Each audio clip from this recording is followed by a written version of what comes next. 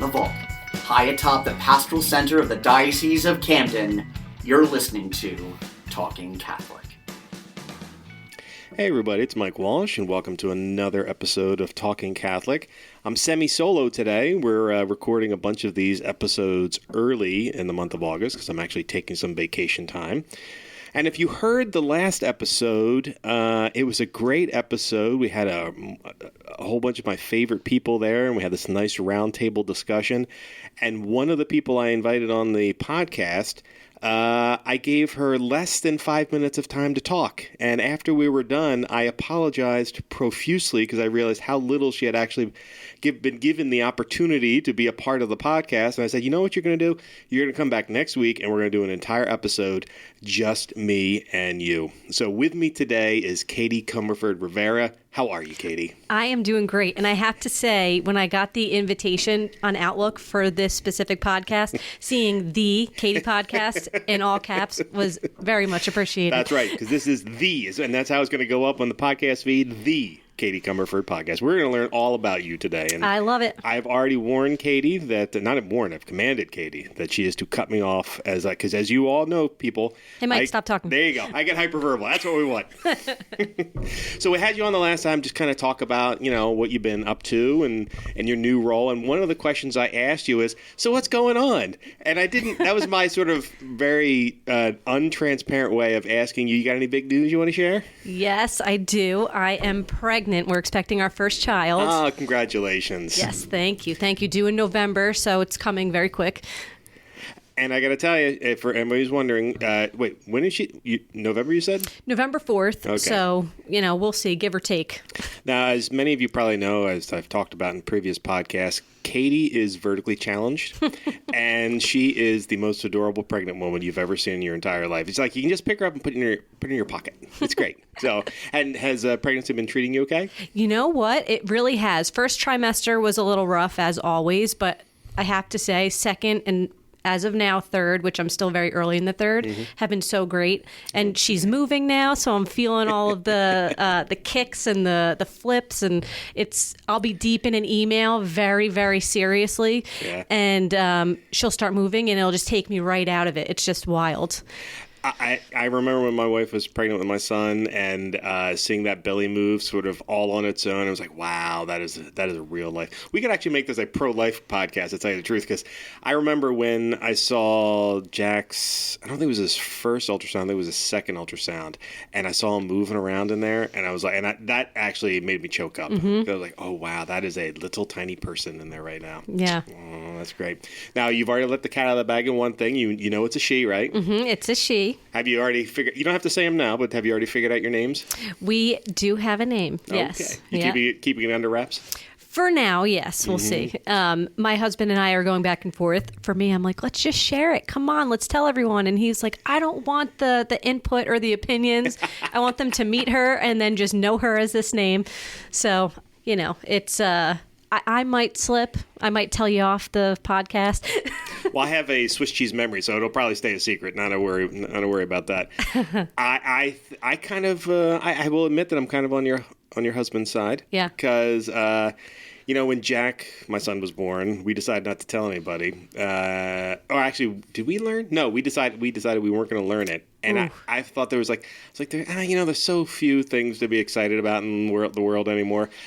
I realized the disservice we did our family and friends by not telling them it was a boy, or not us finding out that it was a boy, because it would have made gift buying so much easier. Yeah, I can agree with that. But also, I have one family of cousins that are the only ones that I know in my age range that did it in terms of not knowing until the baby was born. And there was nothing like waiting for that text saying, it's a girl. The excitement is there, So my husband personally would not have been able to wait. I think I would have. But he needed to know, he needed to plan. He wanted the nursery specific colors based on gender and all that. So it's like, That's why if you look back at Jack's early days, there's a lot of green. Yeah, it was everything. His room was greenish. The stuff was green. Everything was a lot of greenish. I love we figured it. that was our combination between red and blue. Yeah. Well, that's good. I'm glad. And your husband is he calmly entering into fatherhood? He is. He's a natural. So just seeing him with babies in general has been great, but seeing him prepare for our baby has been really eye-opening and exciting. Yeah. The only negative is this little girl is definitely the size of her father. She's 89th percentile in size. Yikes. So pray for me. As I said earlier, Katie comes in a very small package. Yeah. She was 1 pound, I think, at 17 weeks. Wow. Yeah. So we'll see Okay. what happens. Well, this will be an exciting adventure for you come November. Yeah. You should see me trying to get out of bed at this point. It's embarrassing. No, it's completely normal. And as a person of size, I understand the feeling because I'm currently damaged right now and limping around with a cane. 5 days before my vacation, and I will say that it's kind of gotten on me a little bit. It's kind of gotten on me a little bit. The nice thing though is at the end of your pregnancy, you're going to suddenly be however many pounds lighter. Mm-hmm. I'm looking forward to that. That's for sure. I'm very excited about. It's. Working in the church, one of our favorite things is to see new birth, and new life come into the world. And the fact that we have somebody working with us, we're very excited about that. Now, you are going to take some time off afterwards, right? Yes. 6 to 8 weeks, depending on whether it's natural or C-section. So I'll have some time. And I got to say, working for the church, I was nervous about telling everyone that I was pregnant because I just accepted this role as director of development. So in my head, I was like, oh my goodness, this is really just not the best timing, but God has his plans. And telling people when I spoke with Father Hughes, he was just so excited about it. Yeah. I'm like, it's the church. So it was perfect. Yeah. We love that kind of stuff. It was very nice because I couldn't imagine the timing. No, you know what? The thing is, because, I was part of the conversations when it came time to hiring you. And, we didn't talk about that kind of stuff specifically. But, we know when you're hiring a young person, that's the kind of thing that may happen, particularly when you were recently married or semi-recently married. And it was like, yeah, you know what? We'll put together a great staff and she's on the ball and it's going to be fantastic and it won't be a problem at all. And your staff is outstanding. Are they looking forward to a little time away from you, or are you? They will miss me so much. They will. They absolutely love you. I like that too. You have a very joyful, happy fundraising department down there. It is a great team. I'm very happy to have them, and it was nice with my becoming director to be able to kind of hire more internally in terms of elevating. So I've really enjoyed kind of looking at my team and some of the strengths that they have that we could utilize in other positions within the department. So I feel like we're an ace team at this point. Now, I'm curious, have you used your pregnancy to further along the fundraising goals of the diocese? I've always had this philosophy that a pregnant woman asking for money is probably a very useful attribute. I must admit I haven't, but that's definitely a great idea. I know you had mentioned that to me before, so Who I would definitely say no to a pregnant lady. That'll be in my spiel moving forward. Sadly, you're such a good professional. You don't even rely on these little cheats that I'm in the PR world, so we're all about cheating our way through things. Well, pretty soon. I mean, at this point now, I can't hide it anymore. I feel like that just started happening over the last couple of weeks. So now I might not even need to say it. It's just obvious. I'll use my pregnancy just by being there. Let's talk a little bit about the House of Charity. We talked about it briefly in the last podcast, but it's going along pretty well right now, right? Yep. We exceeded $5.8 million, which is 3% higher than where we were at this time last year. So we're seeing a lot of, generous support, and it's exciting just with all that's been going on with the economy, the fact that people are still able to give it this capacity and to be ahead of where we were last year is great. So I do see that incline coming over the next few years. So I'm hopeful we can get back to where we were over the next 3 years, when you're I often get the opportunity to help you out as you're planning the House of Charity, which for anyone who doesn't know is our big annual campaign that we do every year. And, I help out a little bit, but it's mostly your department putting all the bells and whistles together. I've often wondered, what are people most receptive to with the concept of giving as part of the House of Charity? Yeah. Well, first I'm going to say you don't help out a little bit. You're critical to the creative piece of this campaign, so don't sell yourself short Very there. kind of you to say. I would say there are a few areas specifically that we get a lot of positivity towards. One of them is Catholic Charities. Obviously, they get a lot of the funds raised through the House of Charity campaign for the social services aspect. Hospital chaplaincy is another big one. Everybody loves their seminarians and their priests, so the vocations area for the House of Charity is very beloved. And I would also say Catholic education. But, it's when I talk to my donors or to the donors, we get a lot of feedback in terms of the House of Charity and what they want to support. But those areas, I would say it's the most common that we hear about. Yeah.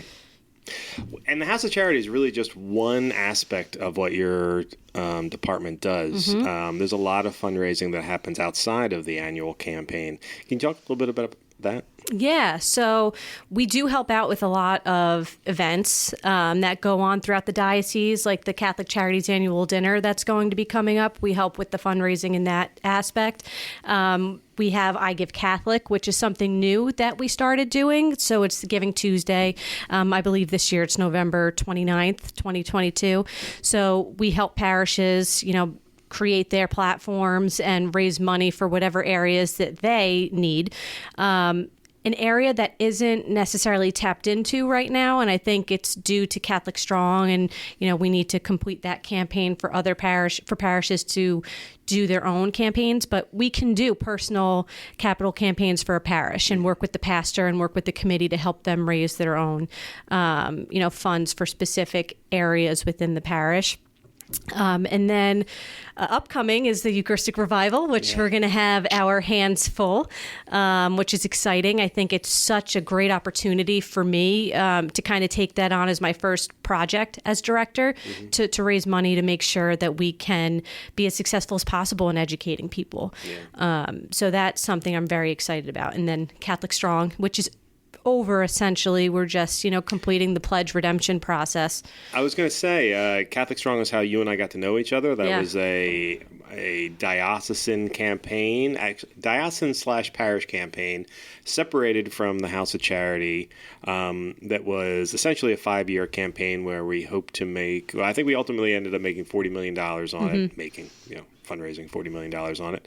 And it went to projects specifically. 70% of all the funds went to projects specific to the parishes, and then 30% came to the diocese, which was a program I want to say we started in 2017 and was intended to be a 5-year program. And we're in 2022 right now. So. Yep. The pledge redemption process is definitely, I think that ends at the end of 2024. So some parishes, because we broke the campaigns up in blocks, so it was easier for our team to help the parishes very hands-on with running their campaigns. So block 1 and pilots, I'm assuming, are done with their campaigns or very close with collecting their pledge payments for campaigns. And then anyone that was a little further along, they have a little bit more to go.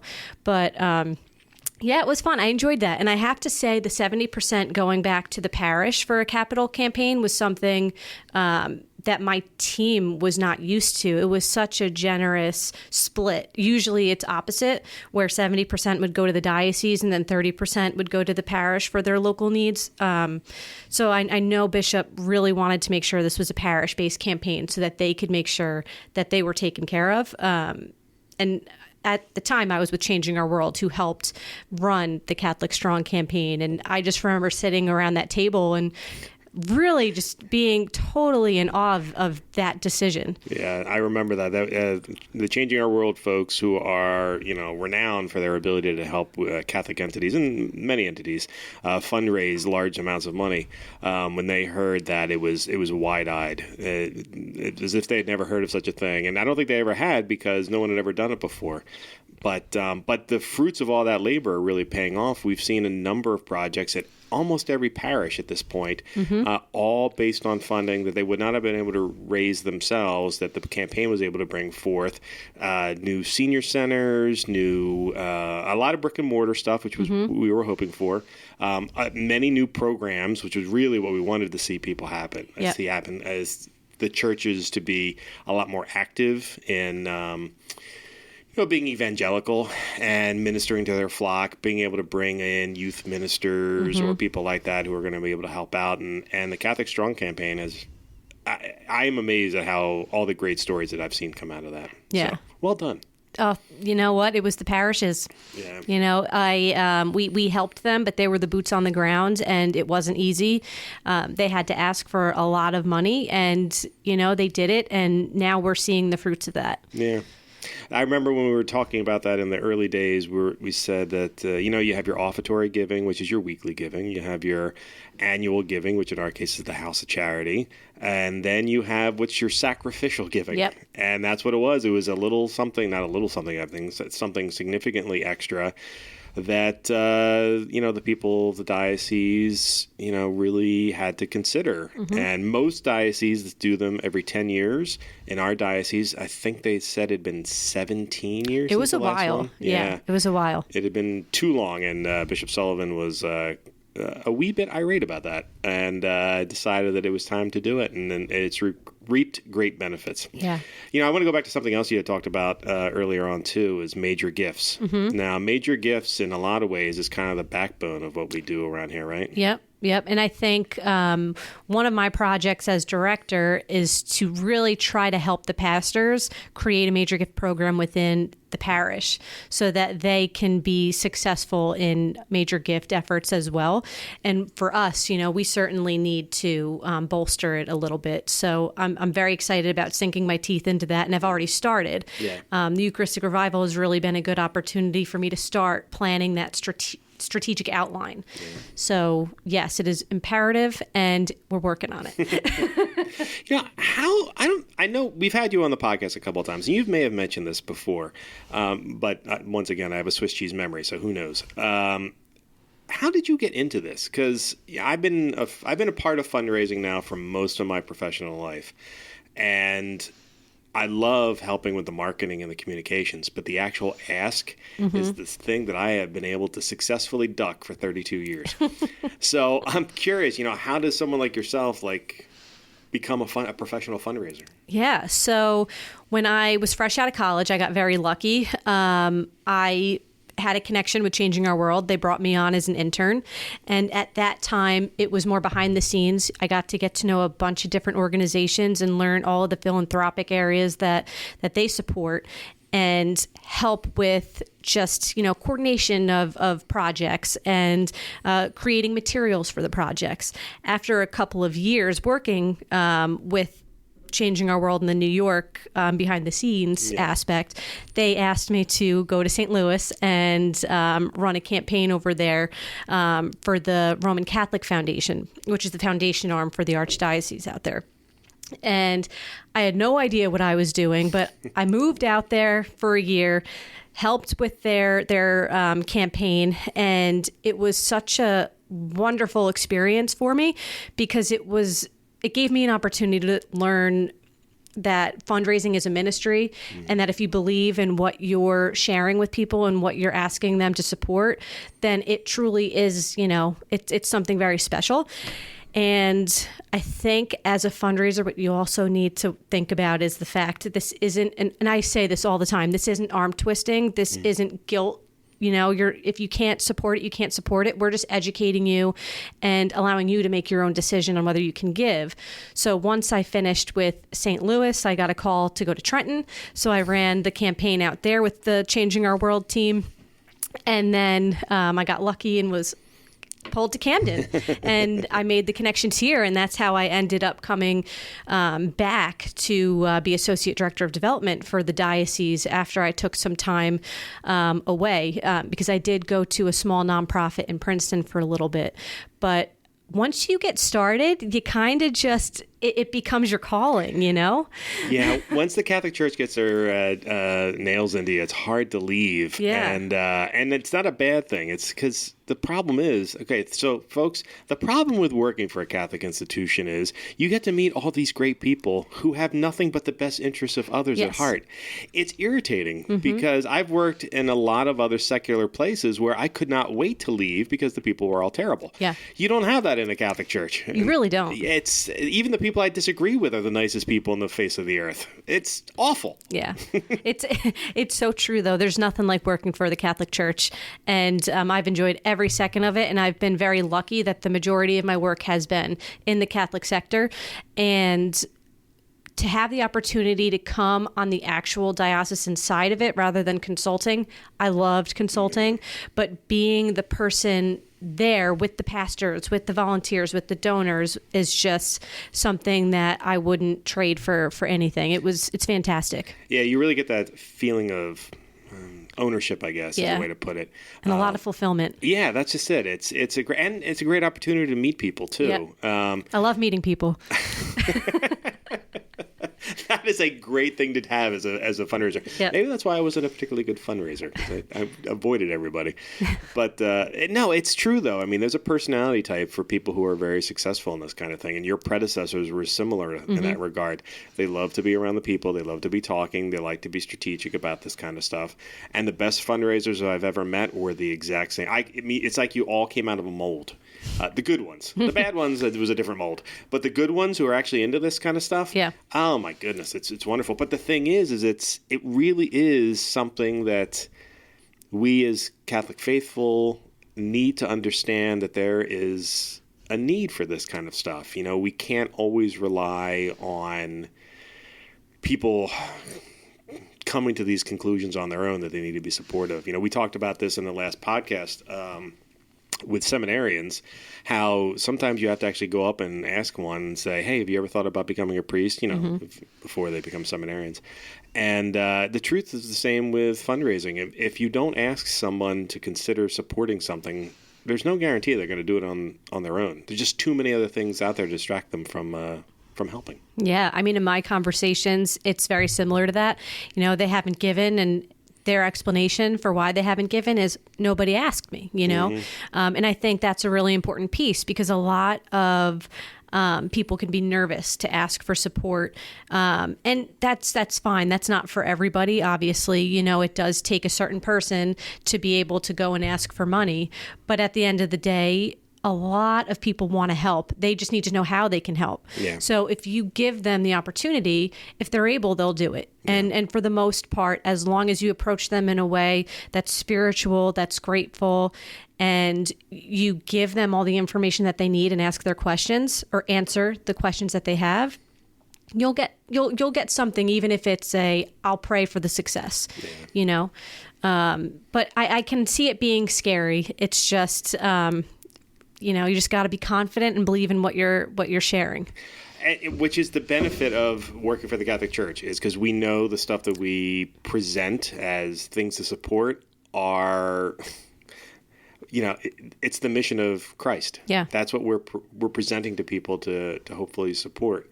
And you know, sometimes it feels kind of peculiar to ask for money, but because you know, for people who aren't like you, more like me, you know, you can't think about, you can't even envision doing something like that. But, you know, it was something that I had to learn to get past. And I was glad when I did. Yeah. And, you know, another thing that people get stuck on is the fact that, especially in the Catholic Church, you feel like you're going to the same people all the time, you know, asking for support, and that they're going to get tired. But they'll be honest, you know, if these people are giving from out of the goodness of their heart and because they have the ability, they'll tell you when they can't. And as long as, you know, you give them the opportunity, they'll be honest with what their capabilities are. But I do hear often that it's the fact we're asking the same people for money for different causes. And a lot of that's on us to make sure that we're not going to the same people all the time, or at the very least, okay, we're going to the same people all the time, but we're trying to expand that Yes. as often as we can too. You know, there a lot of research goes into, particularly these bigger programs, Yep. to make sure that we're reaching out to people that we'd never reached out to before, or we didn't know that they had the means to be supportive in this way, or that they had never been asked. Yeah. You know, every parish has long rolls of parishioners on it, and you have the very active ones that everybody sees all the time, so they're easy to ask. It's the ones that kind of fly under the radar, the people like me who slip in and slip out, and no one ever thinks to say something to. I'm the guy that you want to go after. So, Mike, should we be talking after this? No, you know how to get a hold of my wife. I still remember when Catholic Strong happened, and you know, my wife, God bless her, listened to you guys, and it was like, you know, we need to prayerfully consider this. And she's an accountant, so she kind of prayerfully considered it within an Excel spreadsheet. Yep. And she came to me later, and you know, I kind of kept out of it because it feels in my area, I felt like the asker, not necessarily the person considering it. So she came to me later, and she tells me what she thinks we can afford. And I remember thinking to myself, oh my goodness, I didn't know we had that much money. But of course we did it over time. Yeah. But it was wonderful, and we had never had that conversation. Like, we had conversations of what our annual giving should be, and Sure. we separated amongst a couple of different entities that we like to support. The Catholic Church primarily, probably 80% of our donations go to the Catholic Church. But it was good to have that conversation too, and as a couple to talk about, you know, where you are and what actually you consider important. And it was not the kind of thing that, it wasn't a battle, wasn't anything like that. It was like we literally had a lovely little conversation. And then I recall it being, Mike, you said sacrificial, right? She goes, yeah. Or I go, yeah. She's like, you know what that word means, right? I said, yes, I know. We're not going to Disney. Oh. And that's part of what it is. Yep. You know, I love Disney as much as the next person or any other vacation option. But when you make a decision like that, you are saying, okay, I'm going to give up something that I'd really love to do because I think this is equal or more important. Yep. That is impressive, giving up Disney, though. Catholic Strong thanks you. Yeah. But anyway, it was it was great, and actually, I do kind of feel bad for my son. I got to get him back to Disney at some point. Although he's in high school now, I'm pretty sure Disney is still the senior trip at the school he's going to go to. So they'll take care of it. It'll be fine. Yeah. That's Disney is definitely one of the things that I'm excited to take our child to, and she's old enough to understand it. So we're like, how old will she start recognizing? Can it be like 4 years, or do we really need to wait like 6 or 7? Jack was 6 when he went, and that ended up being the perfect age. Okay. He was bouncing off the walls and loving everything and falling asleep hard at night, and it was the perfect time. So. Oh. But then I told him, I said, we're not coming back for 10 years. And it's expensive. It is ridiculous. Everything expensive. in the park is wildly expensive. Yeah, and a lot of things have gotten more expensive in that time. And you would think, okay, this is going to be a tangent right now. You would think with the amount of money I have spent on Marvel products, watching Marvel things and Marvel movies that all go into Disney's coffers, that it'd be a little less expensive to go to Disney, but it isn't. Yeah. I actually have a funny story about Disney really quick. Yes. So I've been once, and when I was a kid, I was a little bit of a brat. So we were in a long line, and I was really cranky, and I guess I looked absolutely miserable standing in line. And apparently on that day, I don't know if it's a regular thing that they do, but they have people scouring the park for families, I guess, in lines, and they give you a ticket and move you up to the front of the line. Oh, wow. They saw my sourpuss from across the park, I'm assuming, and came and gave it to us so we could get to the front of the line. Aww. And my mom was like, all right, Kate, this attitude, it did it for you once, but I want to see that frown off your face. I'm glad your mom said that, because being rewarded for being a brat is almost never a good thing. I couldn't believe it. I mean, I was definitely young, obviously, but that story, my mom still doesn't let me live it down. Even my sisters who were younger than me don't let me live it down. Yeah. Oh, my goodness, that's so funny. I love that. Well, I am very excited for you that you're going to have this opportunity, and have the opportunity for you and your husband to now have a child to expose to all the beautiful things of the Marvel Cinematic Universe. Oh, yeah. So that's good times too. Did you see Thor: Love and Thunder, by the way? I did. So amazing. That was so much fun. That was Such a good movie. That was a perfect summer popcorn movie. Yeah. So funny. Yeah. That franchise, the Thor movies have been, Ragnarok had me in stitches. This one was great. I mean, obviously very sad at the end. But I truly enjoyed it. We were glued to the screen. Yeah, Marvel keeps doing it right, and the sad part is for those of you who are listening right now wondering how we made a tangent into Marvel, Katie and I are big Marvel fans. Katie's husband's a big Marvel fan. My son's a big Marvel fan, so we like to talk Marvel every now and again. Actually, I would love to be able to have a discussion on the new Disney Plus series that's coming out called She-Hulk.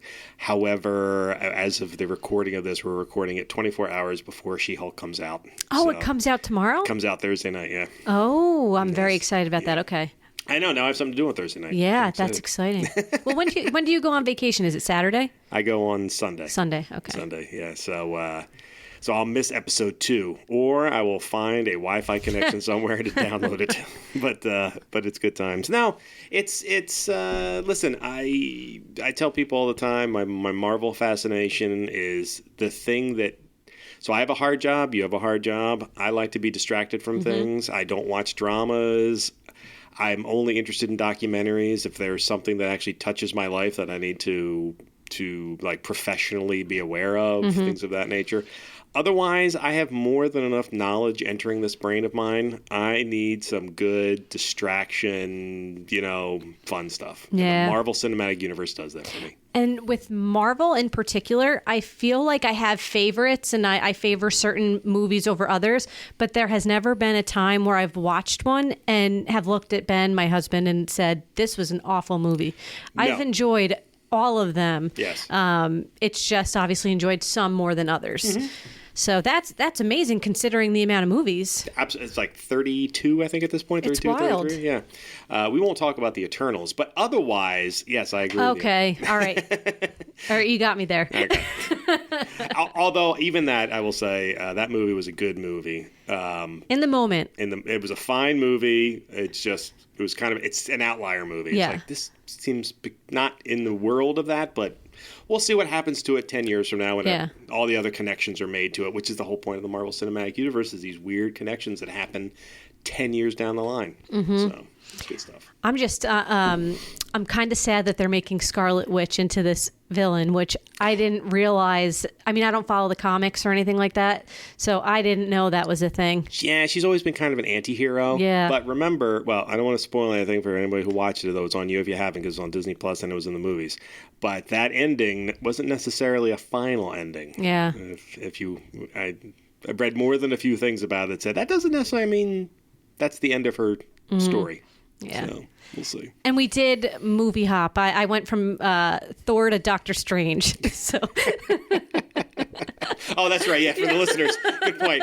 I understood what was going on immediately. Yeah, our listeners might not have. Whoops. Well, Katie, thank you very much for joining us for this one and only episode for you. Oh, thanks for having me. I still feel bad about the previous episode, but I'm glad I was able to bring you in for a little bit of one-on-one time today. Oh, yeah. I'm glad I got to come in twice, so I'm not complaining. I'm not complaining either, and you're a delight.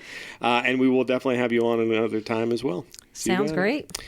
Well, everybody, thank you very much for listening. And I'm on vacation right now as you're listening to this, but we will be back next week with another episode. And I will probably have lots of stories from my trip on a cruise, or I will have fallen off and Jen will be doing this episode by herself. So we'll see what happens. Maybe I'll talk to you next week or not. Anyway, folks, have a great rest of your week, and I'll talk to you soon. See you, everybody.